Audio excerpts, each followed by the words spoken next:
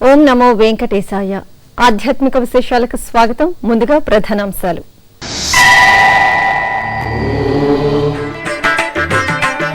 తిరుమలలో ఘనంగా తన్నీరు అమదోత్సవం. తిరుమల నంబి భక్తి ప్రపత్తులకు నీరాజనం.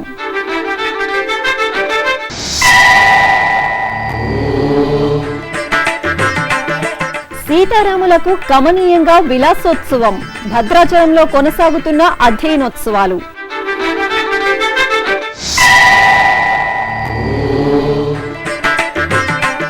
ఎంఎస్ సుబ్బులక్ష్మి అజరామర భక్తిగాన స్ఫూర్తి.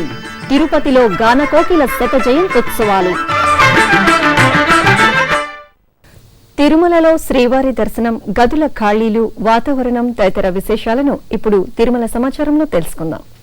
ఇప్పటిదాకా 25,500 మంది భక్తులు శ్రీవారి దర్శనం చేసుకున్నారు. దివ్య దర్శనం, సర్వదర్శనం భక్తులను శ్రీవారి దర్శనానికి నేరుగా అనుమతిస్తున్నారు. ప్రత్యేక ప్రవేశ దర్శనం కొనసాగుతోంది. తిరుమలలో 1,319 గదులు ఖాళీగా ఉన్నాయి. తిరుమలలో వాతావరణం గరిష్ట ఉష్ణోగ్రత 25 డిగ్రీల సెల్సియస్ గాను, కనిష్ట ఉష్ణోగ్రత 15 డిగ్రీల సెల్సియస్ గాను ఉంది.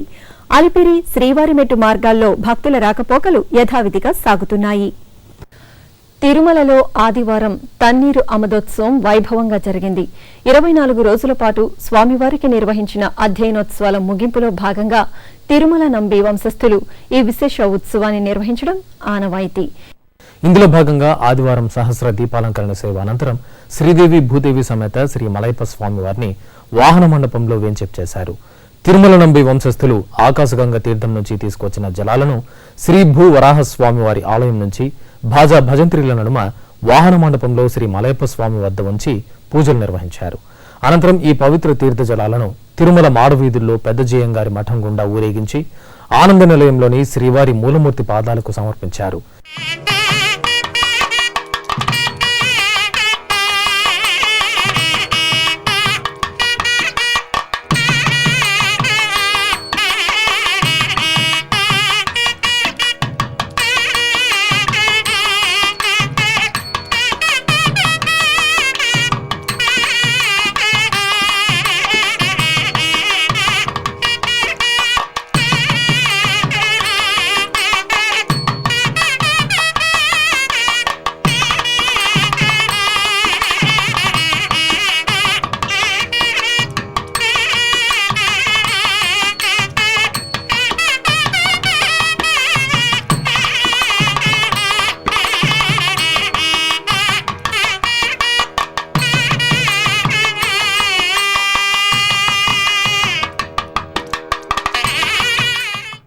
ఈ తన్నీరు అమదోత్సవ కార్యక్రమంలో తిరుమల ఆలయ పెద్దజీయర్ స్వామి, చిన్నజీయర్ స్వామి వారి శిష్య బృందం, తిరుమల నంబి వంశస్థులు తదితరులు పాల్గొన్నారు. ఆమె గానం అజరామరం, ఆమె గానం అమృత తుల్యం, ఆమె గానం ఆధ్యాత్మిక భక్తి చైతన్యం. ఎంత చెప్పినా తరగని సుగుణంతో, అద్భుత గాన మాధుర్యంతో భారతీయుల హృదయంలో చెరగని స్థానం సంపాదించిన స్త్రీమూర్తి ఎంఎస్ సుబ్బులక్ష్మి. భారతీయ సంప్రదాయాలకు ప్రతీకగా నిలిచి కర్ణాటక సంగీతంలో తనదైన ముద్రను వేసిన శ్రీమతి ఎంఎస్ సుబ్బులక్ష్మి శత జయంతి ఉత్సవాలను ఈ నెల 4 నుంచి 6 వరకు తిరుపతిలో టీటీడీ ఘనంగా నిర్వహించనుంది. ఈ నేపథ్యంలో శ్రీమతి ఎంఎస్ సుబ్బులక్ష్మి సంగీత ప్రయాణంపై ప్రత్యేక కథనం మీకోసం. తమిళనాడు రాష్ట్రంలోని మధురైలో ప్రముఖ న్యాయవాది సుబ్రహ్మణ్య అయ్యర్, ప్రముఖ వీణావాద్య విద్వాంసురాలు షణ్ముఖ వడివు అమ్మలకు 1916వ సంవత్సరం సెప్టెంబర్ 16న ఎంఎస్ సుబ్బులక్ష్మి జన్మించారు. తల్లే ఆమెకు ఆది గురువు. 10 ఏళ్ల ప్రాయం నుంచి సంగీత ప్రస్థానం ప్రారంభించిన ఆమెలో భక్తితత్వానికి బీజం వేసింది మాత్రం తండ్రి అయ్యరే. సంప్రదాయ కుటుంబంలో జన్మించిన ఎంఎస్ సుబ్బులక్ష్మి తన జీవితకాలమంతా భారతీయ సంప్రదాయాన్ని, సంస్కారాన్ని అమితంగా ప్రేమించింది. బాల్యంలో పాఠశాలలో అకారణంగా ఉపాధ్యాయుడు కొట్టడంతో బడికి వెళ్లడం మానేసిన ఆమె తన అక్క, అన్నదమ్ములతో కలిసి సంగీత సాధన చేసింది.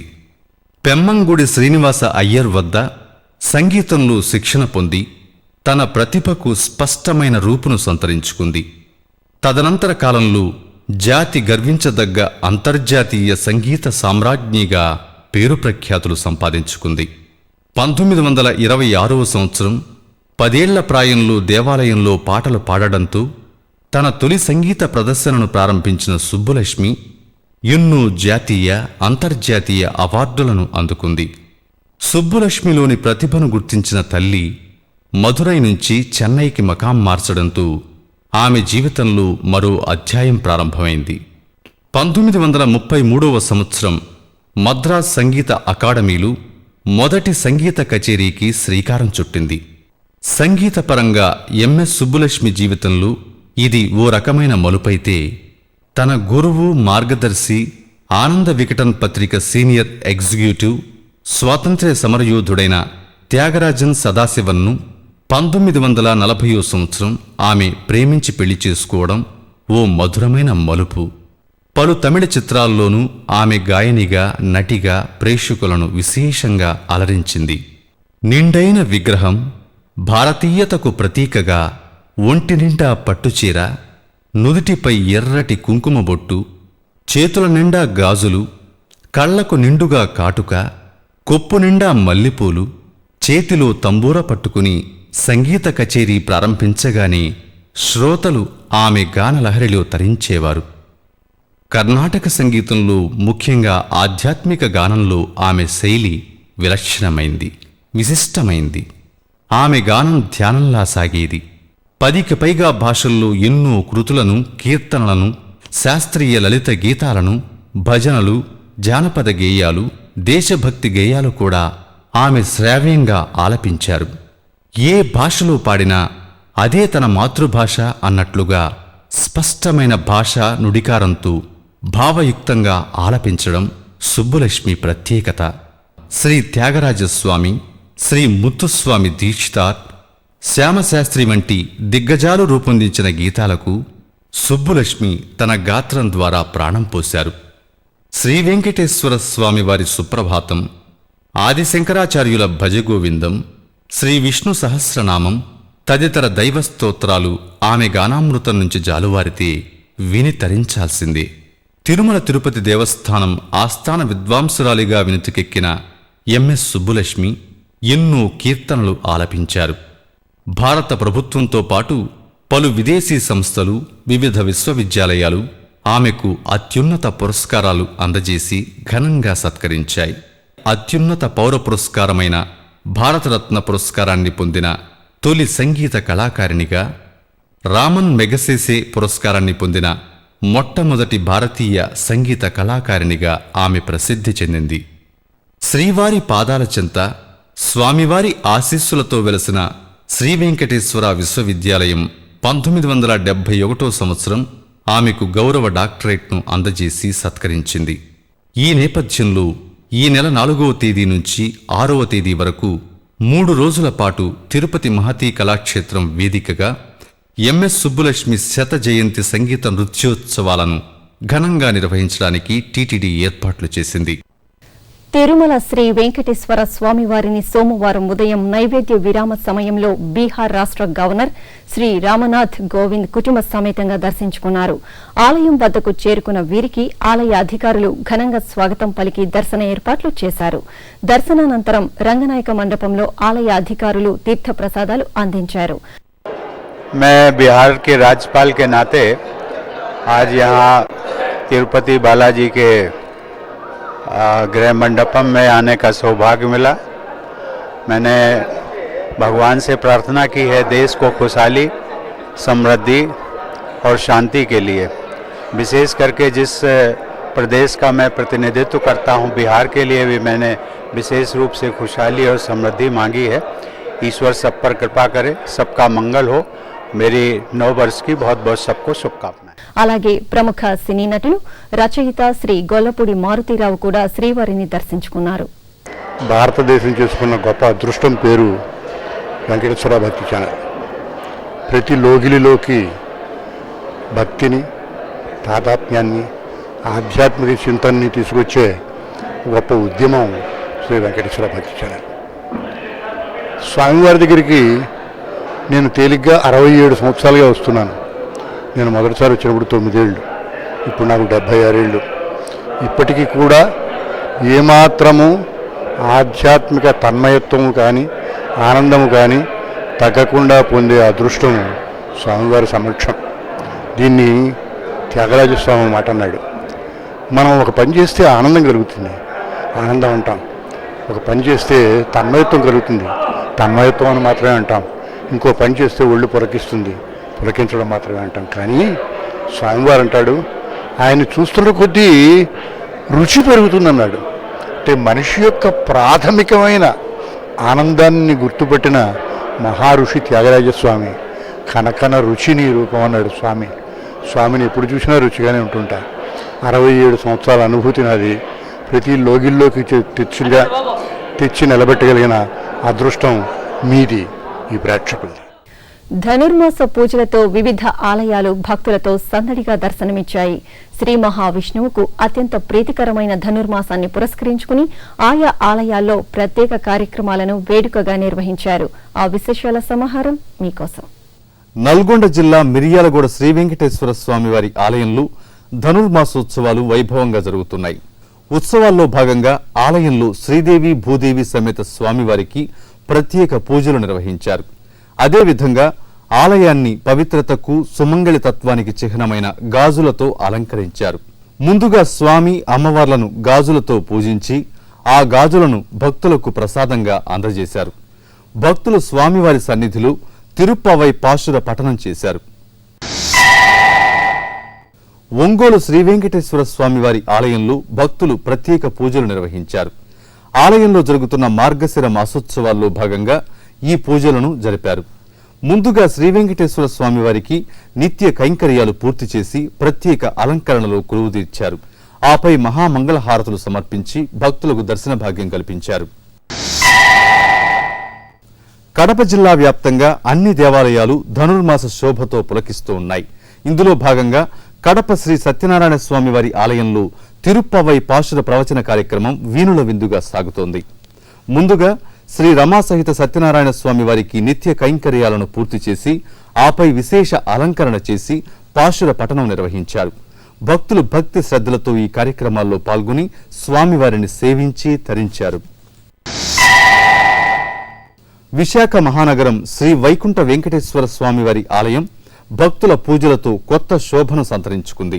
శ్రీ మహావిష్ణువుకు ప్రీతికరమైన ధనుర్మాసాన్ని పురస్కరించుకుని ఆలయంలో ప్రత్యేక కార్యక్రమాలు నిర్వహించారు. ఇందులో భాగంగా స్వామివారి సన్నిధిలో తిరుప్పవై పాశుర ప్రవచనం వైభవంగా జరిగింది. ముందుగా శ్రీ ఆండాళ్ సమేత శ్రీ వెంకటేశ్వర స్వామివార్లకు తులసి మాలలతో ప్రత్యేక అర్చనలు నిర్వహించి దీపారాధన చేశారు. ఆపై భక్తులు భక్తి శ్రద్ధలతో పాశుర పఠనం చేసి దీపాలు వెలిగించి స్వామి అమ్మవార్లను దర్శించుకున్నారు. ఇప్పుడు ఒక చిన్న విరామం. శ్రీ వెంకటేశ్వర నిత్యాన్న ప్రసాదం ట్రస్ట్ అన్నం పరబ్రహ్మ స్వరూపమన్నారు. ఆ దేవదేవుడు కొలువైన తిరుమలలో భక్తులందరికీ అన్నప్రసాద వితరణ చేస్తోంది తిరుమల తిరుపతి దేవస్థానములు.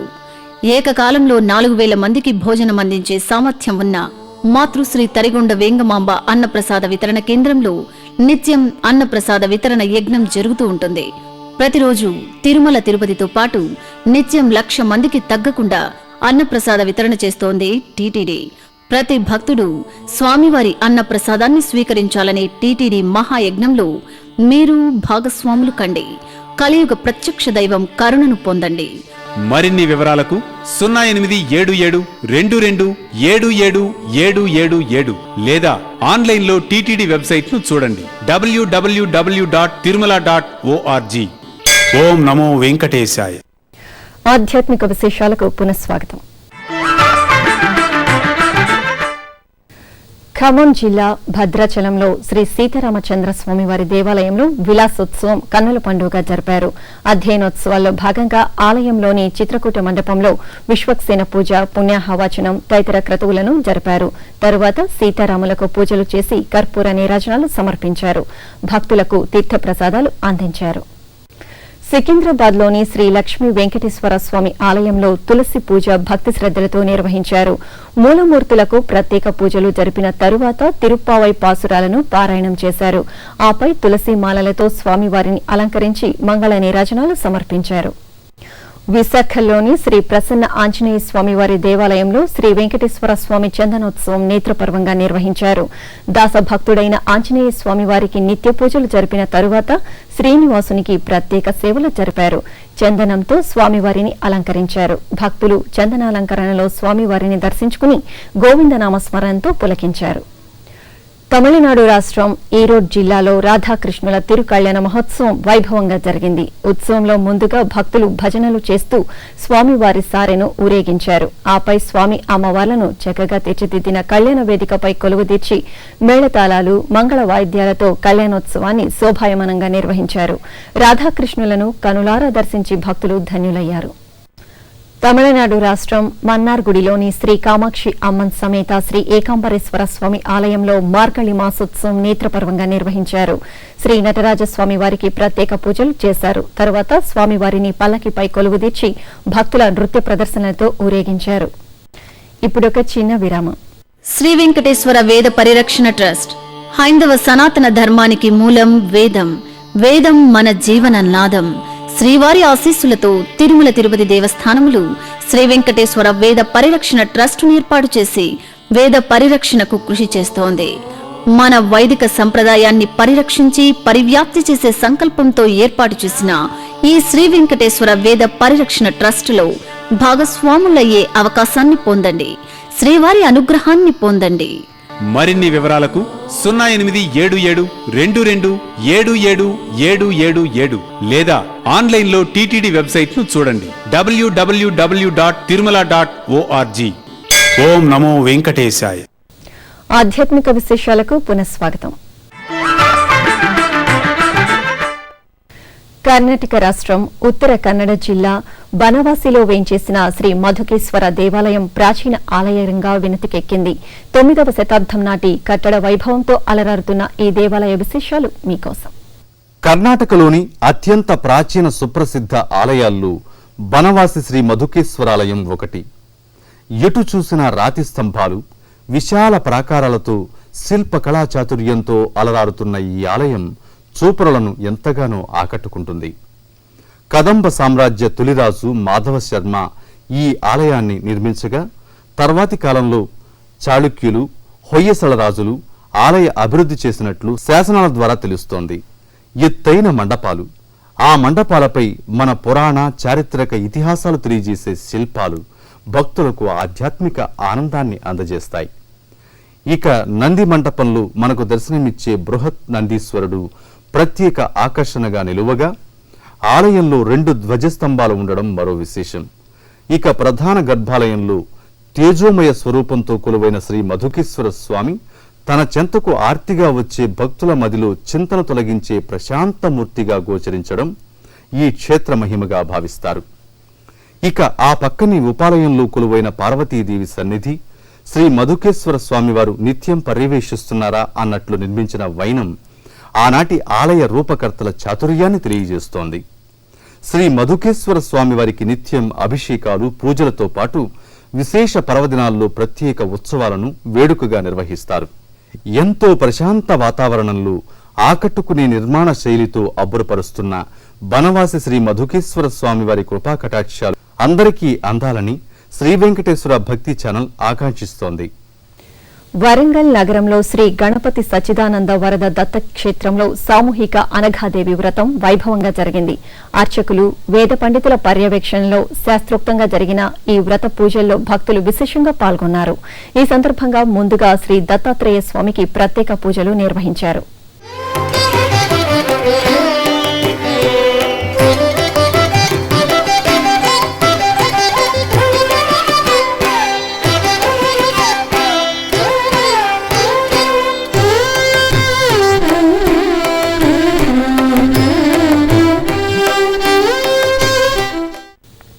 సింహాచలం శ్రీ వరాహ లక్ష్మీ నృసింహస్వామి వారి ఆలయంలో కాలభైరవ స్వామి వారికి విశేష పూజలు నిర్వహించారు. కాలభైరవాష్టమిని పురస్కరించుకుని ముందుగా స్వామివారికి క్షీరాభిషేకం జరిపారు. ఆపై గుమ్మడికాయ దీపాలను వెలిగించి పొంగలను నివేదించారు. ఈ కార్యక్రమంలో భక్తులు భక్తి శ్రద్ధలతో పాల్గొని శ్రీ కాలభైరవ స్వామివారి అనుగ్రహానికి పాత్రులయ్యారు. నెల్లూరులో శ్రీ దత్తాత్రేయ స్వామివారి కళ్యాణోత్సవం ఘనంగా జరిగింది. ధనుర్మాసం అనఘాదేవి అష్టమి సందర్భంగా వేడుకగా నిర్వహించిన ఈ కళ్యాణోత్సవంలో భక్తులు విశేషంగా పాల్గొన్నారు. ముందుగా శ్రీ అనఘాదేవి సమేత శ్రీ దత్తాత్రేయ స్వామివారిని ప్రత్యేకంగా అలంకరించి వేదికపై కొలువుదీర్చారు. ఆపై మేళతాళాలు, మంగళ వాయిద్యాలు, వేదమంత్రాల మధ్య స్వామి అమ్మవార్ల కళ్యాణాన్ని నయన మనోహరంగా జరిపారు. తమిళనాడు రాష్ట్రం మన్నార్గుడి వానాకారతెరు కాళీయమ్మన్ ఆలయంలో ఆలయ కుంభాభిషేక మహోత్సవాలను ఘనంగా నిర్వహించారు. ఈ సందర్భంగా అమ్మవారికి వెండి కవచంతో ప్రత్యేకంగా అలంకరించి పూజలు చేసి నగరోత్సవాన్ని వైభవంగా జరిపారు. భక్తులు కాళీ అమ్మన్ నగరోత్సవంలో పాల్గొని అమ్మవారి ఆశీస్సులు అందుకున్నారు. ఆధ్యాత్మిక విశేషాలు ఇంతటితో సమాప్తం. తిరిగి రాత్రి 10 గంటలకు ప్రసారమయ్యే ఆధ్యాత్మిక విశేషాల్లో మళ్లీ కలుసుకుందాం. ఓం నమో వెంకటేశాయ.